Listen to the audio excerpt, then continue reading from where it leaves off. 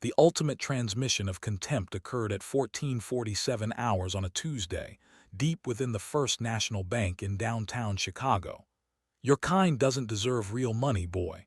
This fake garbage gets burned. Marcus Wellington, the local subordinate manager, deployed his racial constraint with a casual, toxic cruelty.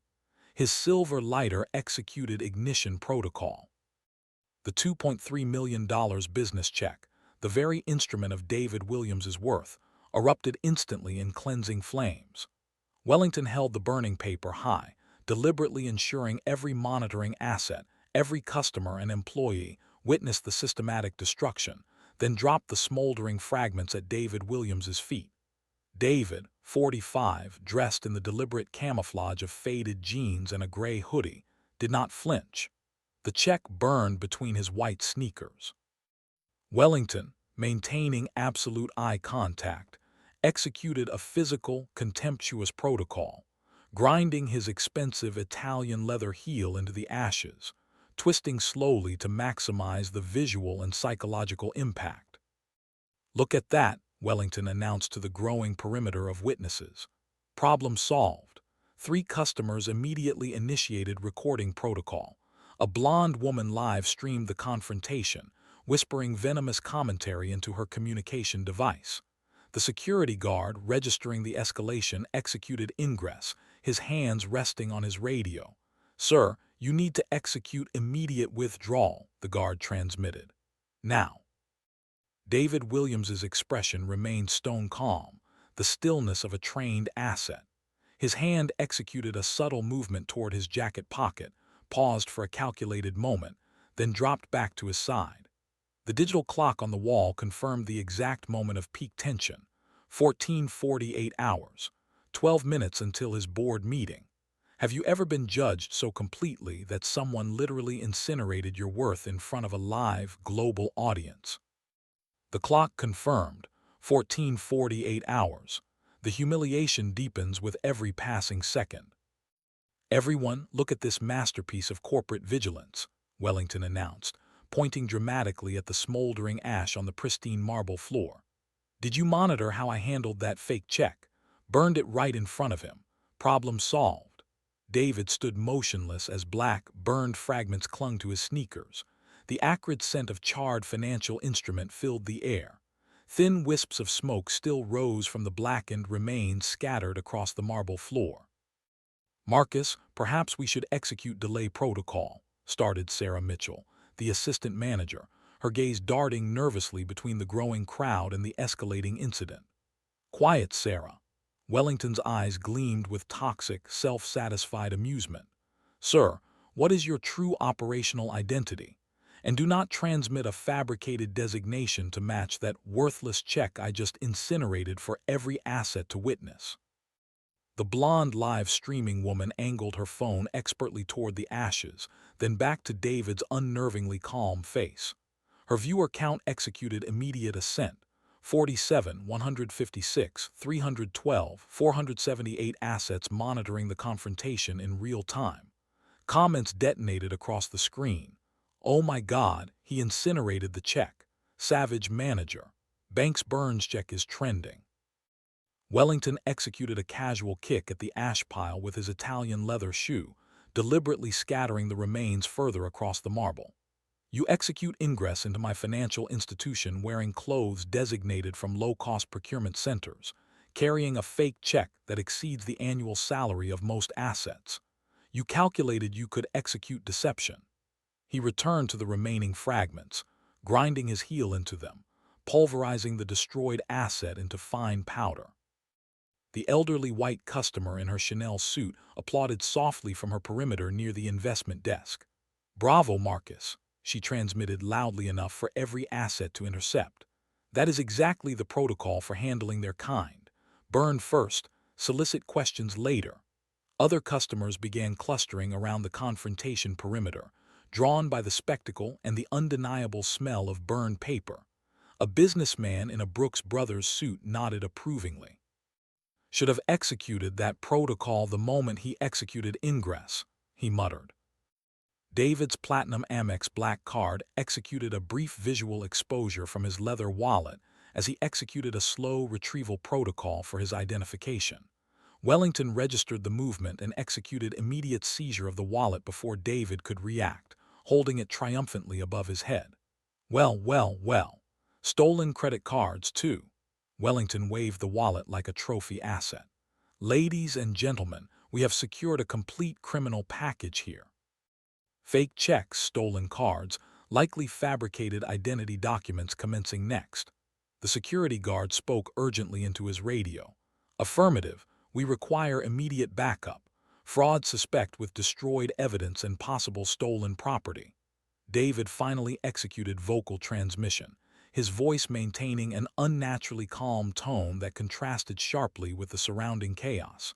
Mr. Wellington, I transmit the order for my wallet to be returned, please. When the police assets execute ingress, you can explain to them where you really acquired it. Wellington executed immediate concealment of the wallet with a theatrical flourish.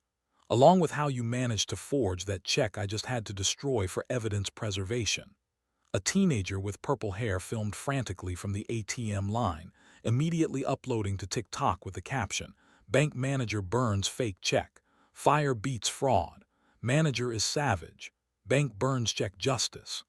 The digital wall clock confirmed 14:52 hours. David registered the time, and for the first time, observers noted the slightest fracture in his composed facade. "Oh, executing delay protocol for your next scam," Wellington sneered, gesturing dramatically at the ash pile. "Execute zero stress. You will not be executing ingress anywhere soon. Monitor that pile of ashes on my floor. That is the terminal resolution for fraud in Marcus Wellington's bank." David's phone buzzed repeatedly in his pocket, transmitting important calls he was deliberately ignoring. The sound drew Wellington's attention. "Terminate that device," Wellington snapped. "Your accomplices can execute delay indefinitely." The live stream viewer count achieved 650 assets and was escalating. Comments detonated across social media. "He literally torched it. Boss move of the century. Ashes to ashes, fraud to fraud." Wellington basked in his viral moment, adjusting his silk tie. "This is exactly why we maintain strict security protocols. Assets like this individual calculate, they can execute ingress here with fabricated paper and deceive hardworking, honest Americans." Sarah Mitchell shifted uncomfortably behind the counter, her professional instincts screaming that something was anomalous between the ash pile and David's eerily calm expression. The Chanel customer continued nodding approvingly, whispering about finally seeing some backbone in customer service. A heavy-set businessman near the window muttered loudly, "Should have initiated law enforcement contact first, but executing incineration definitely transmits the correct message to his kind."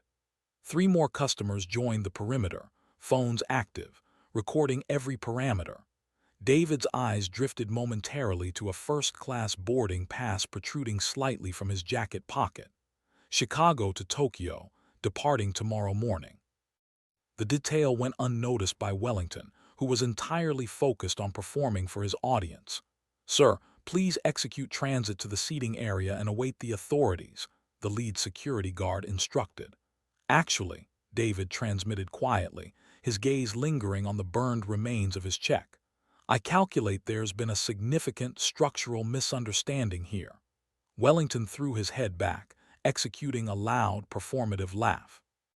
"The only misunderstanding is you calculating that a pathetic fake check would be operationally viable in my financial institution." 14:55 hours.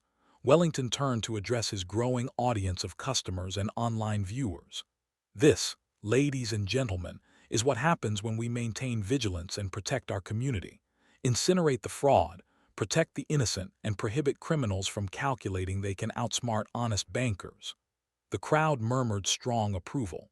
David allowed the security guards to guide him toward the seating area, but something subtle shifted in his expression.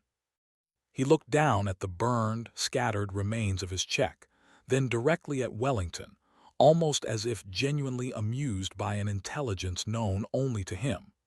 He checked his expensive Swiss watch, a detail that Wellington still hadn't registered.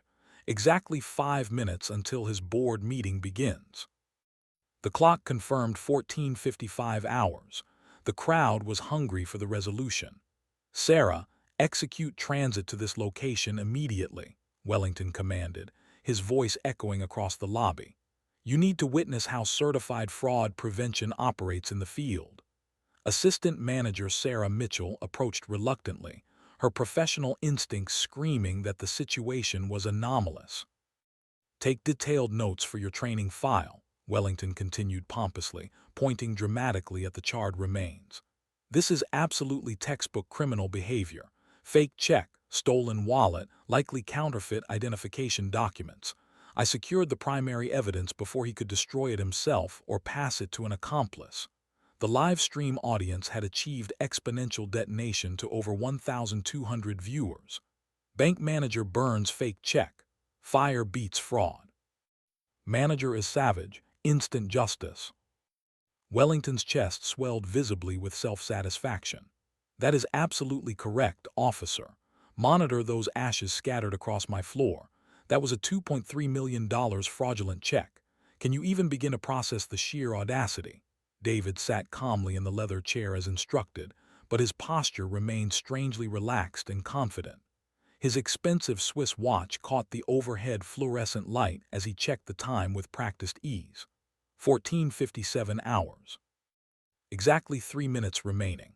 "You seem remarkably calm for someone who just got caught red-handed," Wellington observed, circling David slowly like a predatory shark.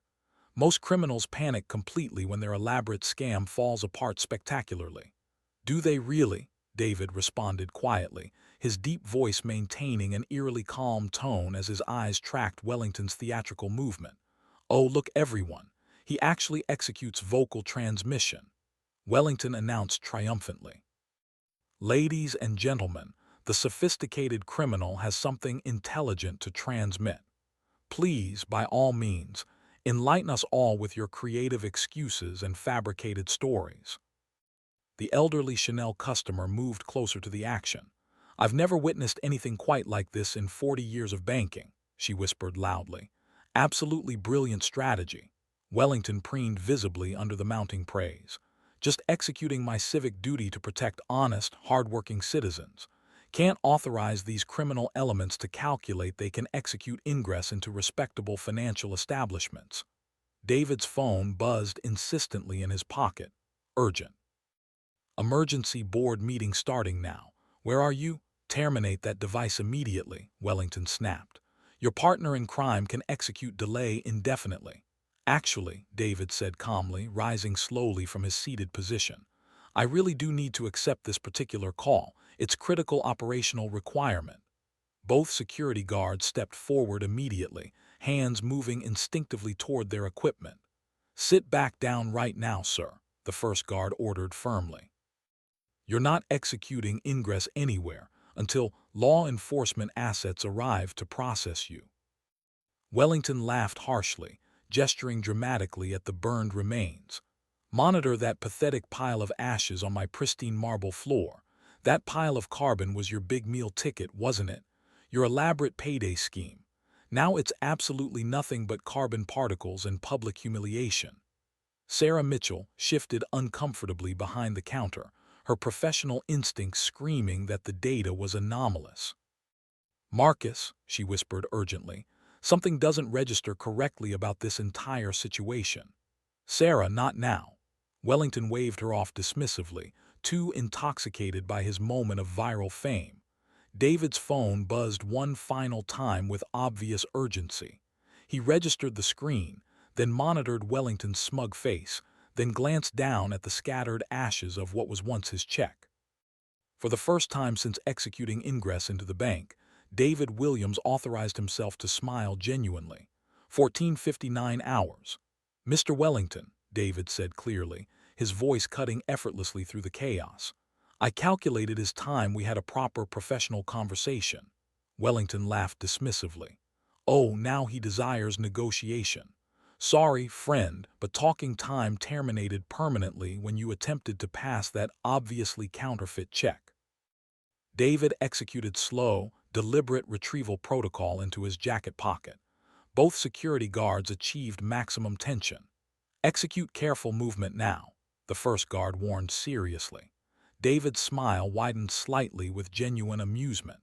The expensive first-class boarding pass was visible for just a moment before his hand moved past it purposefully to retrieve something else entirely. Exactly 1 minute until his emergency board meeting begins. 1 minute until Marcus Wellington's comfortable operational reality achieves total, irreversible failure. 1500 hours. The world executes a structural shift. David Williams pulled out a simple white business card and deployed it gently on the marble counter directly beside the scattered ashes of his burned check. The card landed with barely a whisper, but the impact would be seismic. The security guard leaned forward to audit the data. His face achieved total whiteout within seconds. David Williams, Chairman and CEO, Williams Capital Group. The security guard's radio achieved total structural failure on the marble, clattering loudly next to the ash pile. Sarah Mitchell achieved audible gasp status, her face conveying complete shock. "Oh my God, Marcus, do you register what that asset says? Do you comprehend the magnitude?" Wellington, desperate and sweating, interrupted. "That is obviously sophisticated fabricated software. Anyone can execute fraudulent screen projection on a tablet." His voice had lost all confident theatrical edge, replaced by a pathetic defensive whine. David Williams, the man in the simple clothes, allowed the chaos to subside, then executed the final, irrefutable proof of his identity. He turned the tablet screen toward the growing crowd with deliberate slowness, ensuring everyone could monitor the data clearly. The live stream camera captured every pixel in crystalline high definition. The woman filming provided breathless, immediate commentary. "Guys, this screen says he owns 73% of the entire bank. Is this actually real? Someone please transmit confirmation that this is really happening." The viewer count executed exponential detonation, surging past 2,000 as the video was frantically shared across multiple social media platforms. The true operational reality had been revealed. David Williams, the asset treated as a criminal, was in fact the chairman of the board of directors and principal shareholder. His $2.3 million check, incinerated minutes earlier, was not a fraud. It was his quarterly dividend payment. The confrontation was not a fraud attempt. It was an unauthorized, public destruction of corporate assets executed by a subordinate employee on the majority owner. The true backstory was now the central weapon. David Williams was not merely a wealthy customer. He was the unseen structural backbone of the institution. His authority stemmed from his Williams Capital Group holdings, a financial power structure so vast it contributed $623 million to the bank's total revenue the previous year. His true operational designation was absolute control. The emergency board meeting, now delayed by his detention, was scheduled specifically to audit customer service failures at this very branch. His strategic anonymity, the faded jeans and gray hoodie protocol, was a calculated operational decision. He executed ingress as a standard lower-status customer because he genuinely believed every single customer deserved respect, regardless of their appearance, clothing, or account balance. His test of the system was now certified complete, yielding a catastrophic operational failure executed by manager Marcus Wellington. Wellington's face had progressed rapidly from confused to pale to an alarming shade of green. The Italian leather wallet, David's wallet that he had stolen in front of multiple witnesses, felt heavier and more incriminating with each passing second. His theatrical confidence had evaporated like smoke in the wind. David swiped expertly to another screen on his tablet, accessing the bank's internal personnel directory. He navigated the system with the obvious ease of unlimited access. "Marcus Wellington," David read aloud from the detailed employee screen. "Branch manager, downtown Chicago, employee ID 4847, annual salary $127,000, hired March 15, 2018. He looked up from the tablet directly into Wellington's increasingly panicked eyes. "You have been executing employment service for me for exactly 6 years and 8 months, Marcus." The elderly Chanel customer, who had vocally championed Wellington's discriminatory actions, immediately began executing tactical withdrawal toward the main exit. The businessman who enthusiastically suggested Wellington run for mayor stared in growing horror. Sarah Mitchell, the assistant manager, transmitted an apology in a rush. "Mr. Williams, I am so incredibly deeply sorry about this entire situation. We had absolutely no idea who you were." David responded with gentle, devastating understanding. "Of course you failed to register my identity. How could you possibly know? I do not announce my position or wave my credentials around. But here's what troubles me most deeply. This incident was fundamentally about assumptions, about immediate judgment, about who you calculated deserved basic human respect and who did not." Wellington seemed to physically shrink before everyone's eyes. "Sir, if I had known who you were." "That is exactly the core operational failure," David interrupted quietly but firmly. "If you had known who I was, what about who I am as a human being? What about treating every customer with dignity regardless of who they might be or what they might own?" The burned check ashes seemed to mock Wellington from the marble floor, a $2.3 million mistake that would haunt him forever. David checked his expensive Swiss watch one final time. 15:02 hours. "I am now 2 minutes late for my emergency board meeting, which was originally called specifically to audit customer service standards at this branch location." He looked directly at Wellington with an expression that was simultaneously disappointed and decisively final. "I wonder what structural failures we will be discussing now." The confrontation was one not with anger, but with irrefutable data and absolute financial authority. The script must now transition to the Blackstory power structure section, detailing the immediate policy enforcement and the structural consequences of Wellington's arrogance. The brief, unnerving silence following the irrefutable evidence of the digital tablet was the final prelude to the reckoning. David Williams, the man in the simple clothes, had exposed the structural foundation of his authority. Chairman of the board of directors and principal shareholder with a 73% ownership stake. He stood, the tablet firmly in hand, and initiated the corporate financial audit of his employees' systemic failure. The silence of the air conditioning seemed to amplify the crushing weight of the data he was about to transmit.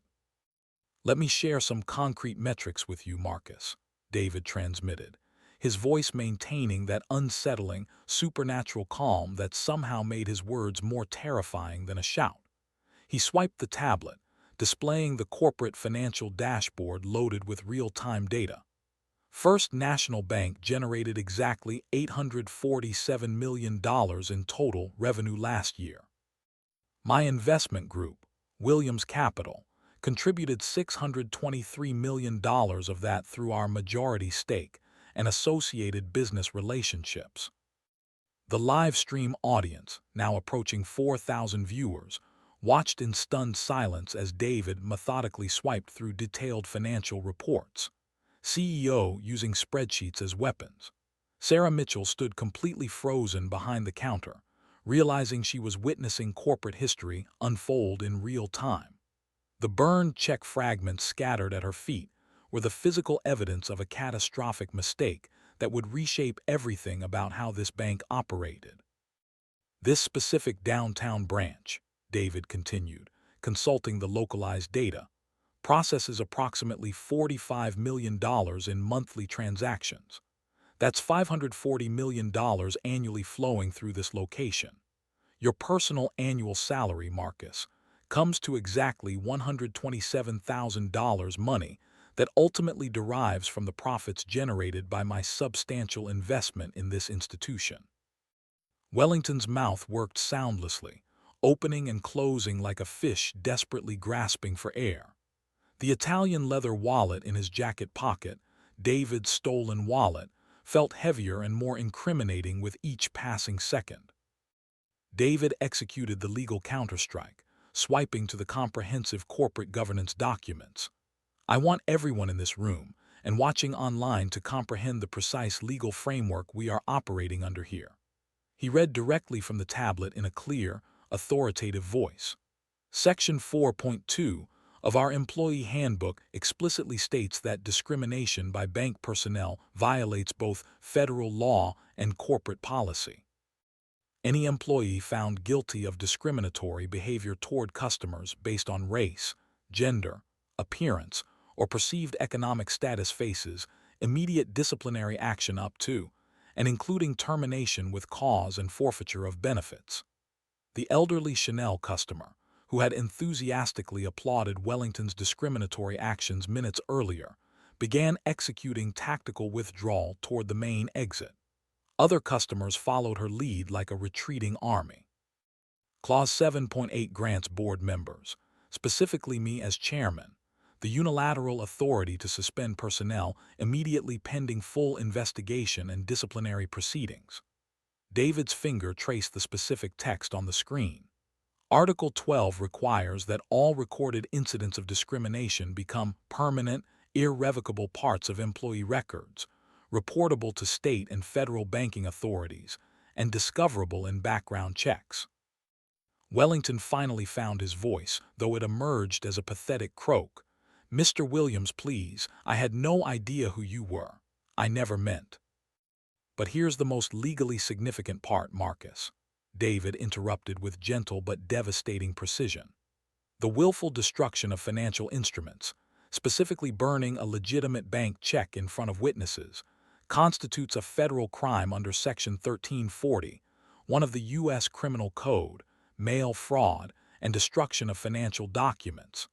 The penalties include fines up to $1 million and imprisonment up to 20 years. The live stream viewer count exploded past 5,000, with Bank Burns check trending nationwide alongside Karma is Real. News outlets were initiating signal pickup in real time. David stood slowly, tablet firmly in hand, and walked deliberately toward Wellington with measured steps. Each footfall echoed against the marble lobby like a countdown to final judgment.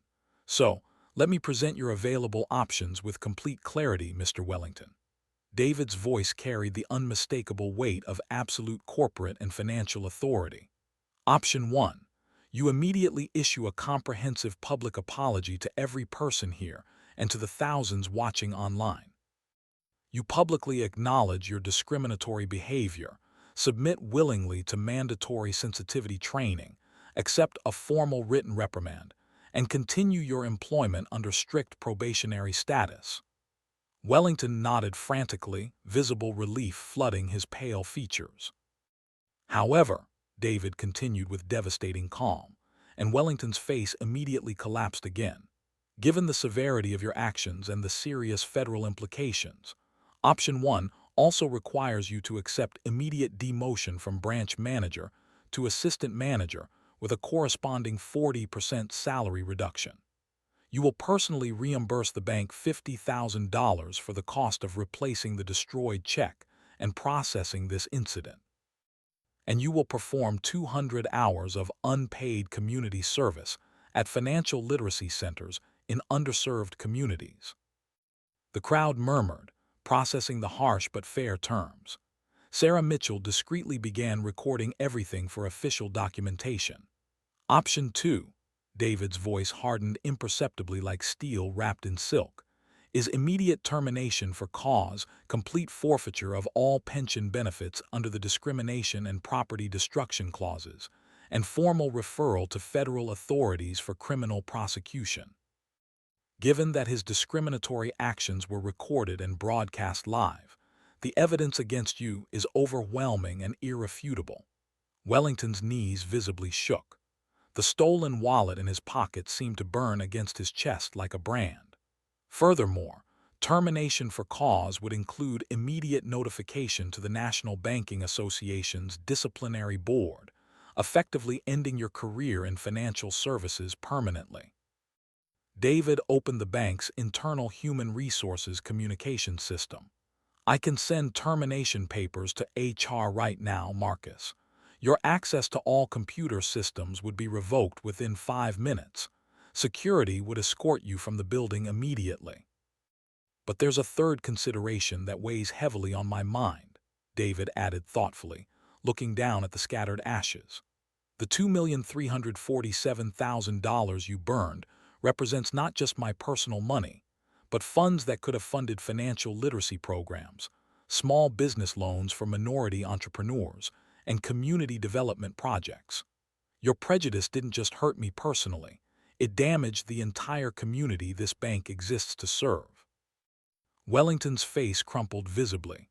Sir, please, I have a family to support, a mortgage payment, children in college. I can't lose everything over one terrible mistake. Mistake? David's voice sharpened, cutting through the air like a blade. Marcus, you didn't accidentally burn my check. You didn't mistakenly treat me with disrespect. You made deliberate, calculated choices based on the color of my skin and your prejudiced assumptions about my worth as a human being. He gestured toward the live stream camera. And you performed your discrimination proudly, theatrically for a live audience. You wanted witnesses to your bigotry. You got exactly what you wanted. David delivered his final ultimatum. I need your final decision right now, Marcus. Public apology, community service, demotion, financial reimbursement and probation, or immediate termination. Criminal referral and complete career destruction. You have exactly 60 seconds to choose your future. The 60-second countdown was the final, absolute measure of Marcus Wellington's fate. His legs buckled slightly as the clock reached the 30-second mark. The weight of thousands watching online, the visual shame of the burned check ashes, and David Williams's unwavering stare combined into a crushing realization of his complete vulnerability. I choose option 1, Wellington whispered hoarsely, his voice barely audible above the hum of the air conditioning. I apologize completely to everyone. David lowered his tablet but did not put it away. Louder, Marcus. The assets monitoring this live stream need to hear you clearly. Face the cameras, not me. Wellington executed rotation toward the live stream, his face pale and drawn. The woman filming adjusted her angle to capture his total humiliation in high definition. Over 6,000 people now monitored the confrontation in real time. I, Marcus Wellington, sincerely apologize to Mr. David Williams for my discriminatory behavior, he began, his voice cracking with emotion. I made racist assumptions based on his appearance. I destroyed his personal property.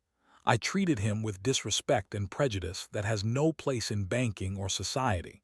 I accept full responsibility and will work to become a better person. Sarah Mitchell immediately began typing rapidly on her computer, documenting everything for corporate records, her professional demeanor now fully aligned with David's unassailable authority. David opened his tablet again, navigating to an employee disciplinary form. Sarah, prepare Marcus's new employment contract reflecting his demotion to assistant manager and salary reduction. HR will require documentation within the hour. Yes, Mr. Williams, Sarah responded immediately. David swiped to the bank's policy manual. Effective immediately, this branch will implement new customer service protocols. Sarah, I require you to take detailed notes for corporate distribution. The live stream audience watched as David began reshaping the bank's operational reality in real time. The focus shifted from punishment to systemic, permanent reform. First, the Dignity First protocol, David announced, consulting his tablet. Every customer receives identical service regardless of appearance, clothing, or perceived economic status. Staff members must greet customers within 30 seconds and maintain professional courtesy throughout all interactions. Wellington stood motionless, still processing his dramatic fall from manager to assistant manager. Second, we're implementing the Respect Monitor system, David continued. All customer interactions will be recorded and analyzed monthly by an independent third-party civil rights organization. Any patterns of bias or discrimination will trigger immediate investigation and corrective action. Sarah confirmed the scheduling of the technology installation as a priority 1 directive. Third, mandatory quarterly training for all staff. Unconscious bias recognition, cultural sensitivity, and professional customer service standards. The formerly supportive elderly Chanel customer paused near the door to listen.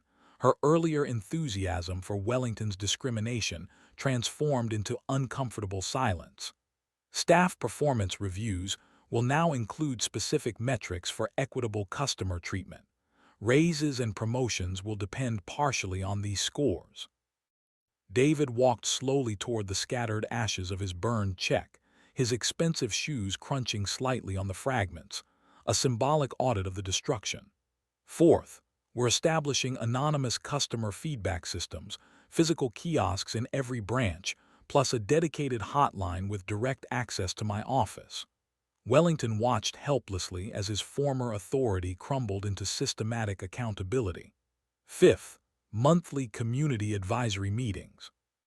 Representatives from local organizations will meet with branch management to discuss service quality and address concerns before they escalate. He knelt down and carefully gathered some of the burned check fragments into his hand. Sarah, I want these ashes preserved as evidence for the incident report. Also, we'll be creating a memorial display in the lobby. A memorial, sir? Sarah asked, confused. David stood, ashes in his palm like dark snow. A framed reminder titled The Cost of Assumptions. These ashes will serve as a permanent reminder that prejudice destroys more than just paper. It destroys trust, community, and human dignity. Wellington finally found the courage to speak. Mr. Williams, I still have your wallet. I'm sorry I took it. David extended his free hand. Thank you for returning it, Marcus. Wellington retrieved the leather wallet from his jacket and placed it carefully in David's hand. The symbolic transfer of power was complete. Now about your community service, David continued, consulting his tablet again. You'll be working at the Southside Financial Literacy Center every Saturday for the next 2 years. You'll help families understand banking, credit, and financial planning. Yes, sir, Wellington responded meekly. Specifically, you'll be working with families who look exactly like me, David added with quiet emphasis. Families who have experienced discrimination in financial services. You'll learn their stories, understand their struggles, and hopefully develop empathy you clearly lack. Your first training session is this Saturday at 9:00 a.m., David stated firmly. Mrs. Johnson, the center director, is expecting you. She's a 67-year-old African-American grandmother who's been fighting financial discrimination for 40 years. I suggest you listen carefully to everything she teaches you. Sarah confirmed that the implementation order had already been sent to corporate headquarters. Every First National branch will adopt these standards within 90 days. The live stream audience realized they'd witnessed more than just individual justice. They'd seen systemic change born from one man's prejudice and another man's response. David looked around the lobby. Ladies and gentlemen, what happened here today wasn't just about me or Marcus. It was about the assumptions we make, the respect we deny, and the changes we can create when we choose justice over revenge. He held up the ashes of his burned check. These ashes represent $2.3 million, but more importantly, they represent the cost of prejudice. Tomorrow, they'll represent the foundation of something better. The digital wall clock confirmed 15 hours. In the 12 minutes since the final confrontation began, David Williams had transformed a moment of profound personal humiliation into an act of systemic, corporate reckoning. Wellington stood quietly, processing the magnitude of his fall and the unexpected mercy of his punishment. His former status, now ashes, lay like a heavy blanket over his consciousness. His career, unlike the check he burned, might still be salvageable through genuine supervised change. Any questions about your new responsibilities, Marcus? David transmitted. Wellington shook his head slowly. No, sir. Thank you for giving me a second chance. David nodded once, then executed his final, piercing directive before turning toward the exit. Don't thank me yet. Thank me in 2 years when you've learned to see people as human beings instead of assumptions. The immediate, Wide-reaching consequences of the confrontation became evident in the following 6 months. The viral footage of the check's incineration and the subsequent ownership reveal the video that was now permanently labeled Bank Burns Check had reached 15 million views across all platforms. This was more than a hashtag. It was a movement examining assumptions and privilege in everyday interactions. The First National Bank lobby itself was recalibrated into a permanent monument to accountability. The memorial display sat prominently, drawing visitors from across the city. Behind protective glass, the preserved ashes of David Williams's burned check rested on velvet, accompanied by a brass plaque reading, "The cost of assumptions in memory of prejudice destroyed by dignity." This asset served as a daily, visual reminder of the bank's catastrophic operational failure and the subsequent reform. Marcus Wellington's journey of enforced empathy commenced every Saturday morning at the Southside Financial Literacy Center. The man who once stood triumphantly over burning ashes now sat humbly across from families, carrying educational materials for the very demographic he had targeted with suspicion. "Morning, Mrs. Johnson," Wellington greeted the center director warmly, his voice carrying none of its former condescension. "Good morning, Marcus." The 67-year-old African-American grandmother and financial activist responded with a knowing smile. "The Rodriguez family is waiting for you in room 3. Their small business loan was denied yesterday. They need help understanding why." Wellington nodded and executed transit toward the conference room, passing walls covered with thank-you letters from families he'd helped navigate the banking system. His transformation was not instantaneous. It required confronting his biases one painful conversation at a time.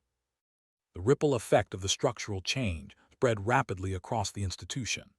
The independent monitoring system established by David's directives identified and addressed 47 incidents of subtle bias across the bank's network in the first quarter alone, effectively preventing escalation through early intervention. "We've seen a 34% increase in minority customer satisfaction," reported Jennifer Hayes, the regional manager who oversaw sensitivity training implementation. "More importantly, we've seen a cultural shift. Employees actively watch for bias and correct it immediately." The quarterly training programs evolved beyond mere compliance into genuine education. Guest speakers shared personal stories of discrimination, creating emotional connections that policy manuals never achieved. The financial reward for dignity became undeniable. First National Bank stock price increased 12% in 6 months, driven partially by positive publicity, but primarily by the expanded customer base and improved community relationships that resulted from the implementation of the Dignity First protocol. Other banks began adopting similar policies, confirming an industry-wide transformation catalyzed by David's response. Wellington's daily experience served as the living consequence of his prejudice. He sat humbly across from families, explaining loan requirements with patience and empathy. "The bank denied your application because of the debt-to-income ratio," Wellington explained gently. "But there are steps we can take to improve your position. Let's create a plan." Maria Rodriguez's eyes filled with gratitude. "You're the first bank person who actually listened to our situation instead of just saying no." Wellington registered the familiar weight of his past behavior. Every grateful family reminded him of the people he had dismissed, the dreams he had crushed through blind assumption. His mandatory 200 hours of community service became 400, then 600. The requirement ended, but the learning continued. "I was wrong about many things," Wellington admitted during his monthly check-in with David Williams. "I thought success meant excluding people. I learned it means including them." David Williams, the owner, continued to reinforce the structural change. He confirmed that wisdom could not be taught in training manuals. It had to be earned through genuine relationships. The memorial's message permeated the bank's atmosphere. Visitors often paused at the display, reading the accompanying explanation of events. "Those ashes represent more than money," David reflected during a recorded interview that accompanied the display. They represent every time someone's worth was judged by their appearance, every time potential was dismissed by prejudice. The memorial inspired similar displays in corporations and universities nationwide. The phrase, "the cost of assumptions," appeared on everything from conference room posters to internal communication, serving as daily, non-negotiable reminders to examine bias. The corporate revolution continued. The Williams Standards, as they became known, spread far beyond banking. Retail stores, healthcare facilities, and government offices adopted similar protocols. The combination of real-time monitoring, regular training, and community accountability created measurable improvements in customer service across demographics. The business case for dignity became undeniable. Technology companies developed sophisticated AI bias detection software based on David's monitoring systems. Artificial intelligence now helped identify patterns of discriminatory behavior that human oversight might miss, ensuring the system protected rather than destroyed. David Williams maintained his status as the unseen authority. His quarterly dividend checks still arrived at the same downtown branch, processed with the respect every customer deserved. David often executed unannounced visits, observing interactions and ensuring standards remained high. His calm response to discrimination had created opportunities that his anger never could have achieved. The final lesson of the burned check extended beyond corporate policies and training programs. It challenged every individual to examine their assumptions, question their biases, and choose dignity over discrimination. The expert retaliation against Marcus Wellington and the system of prejudice he represented was executed with the cold, precise force of corporate law. The focus had transitioned entirely from personal revenge to the systematic, permanent fortification of the bank's ethical structure. 6 months after the incident, the full scope of the policy deployment was undeniable. The memorial display sat permanently installed in the First National Lobby, drawing visitors from across the country. Behind thick protective glass, the preserved ashes of David Williams's burned check rested on velvet, accompanied by a brass plaque reading, "The cost of assumptions in memory of prejudice destroyed by dignity." This fixture was not merely decoration. It was a daily, visible transmission of the bank's catastrophic operational failure and the subsequent mandate for zero-tolerance reform. Marcus Wellington's humiliation was now formalized into a 2-year sentence of enforced empathy. He arrived early for his Saturday morning shift at the Southside Financial Literacy Center, as he had every week for 26 consecutive weeks. The man who once stood triumphantly over burning ashes now sat humbly across from families, carrying educational materials for the very demographic he had targeted with suspicion. He executed the greeting protocol with Mrs. Johnson, the 67-year-old African-American grandmother who was his operational supervisor. "Good morning, Marcus." Her smile was knowing and unforgiving. "The Rodriguez family is waiting for you in room 3. Their small business loan was denied yesterday. They need help understanding why." Wellington executed transit toward the conference room, passing walls covered with thank-you letters from families he'd helped navigate the banking system. His transformation was not cosmetic. It was structural, requiring him to confront his biases one painful, required conversation at a time. The weight of his past behavior was his constant companion. Every grateful family reminded him of the potential he had dismissed through blind assumption. His initial 200 hours of community service had been willingly extended to 400, then 600. The formal requirement ended, but the learning protocol continued, a self-imposed extension of his punishment. The ripple effect of the structural change spread rapidly, confirming the effectiveness of David's expert retaliation strategy. The independent monitoring system, utilizing external civil rights organizations, identified and addressed 47 incidents of subtle bias across the bank's network in the first quarter alone, effectively preventing escalation. The 34% increase in minority customer satisfaction confirmed the financial reward for dignity. The quarterly training programs, which involved guest speakers sharing personal stories of discrimination, created emotional connections that policy manuals never achieved. Wellington's experience served as the ultimate case study. He sat humbly across from Maria Rodriguez, explaining loan requirements with patience and empathy. "The bank denied your application because of the debt-to-income ratio," Wellington explained gently. "But there are steps we can take to improve your position. Let's create a plan." Maria's gratitude reminded him of the true cost of his arrogance. "I was wrong about many things," Wellington admitted during his monthly check-in with David Williams. "I thought success meant excluding people. I learned it means including them." The lingering threat of federal criminal prosecution remained the ultimate piece of leverage, ensuring Wellington's compliance. While David had granted mercy by pursuing option 1, demotion and community service, the criminal referral under Section 1341, mail fraud destruction of financial instruments, remained a dormant, non-negotiable liability that could be reactivated should he falter. This expert retaliation focused on rehabilitation while maintaining the legal hammer of total destruction, the perfect balance of justice and reform. The corporate revolution continued.